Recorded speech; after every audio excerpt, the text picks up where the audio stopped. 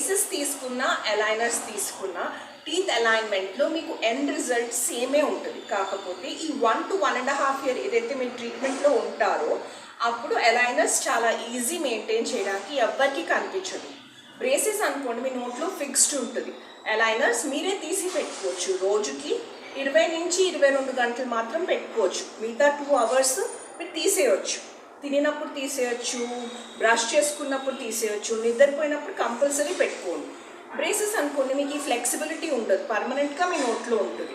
కాబట్టి మీకు food restrictions ఉంటాయి. బ్రష్ చేసుకోవడం కొంచెం ఇబ్బంది అవుతుంది.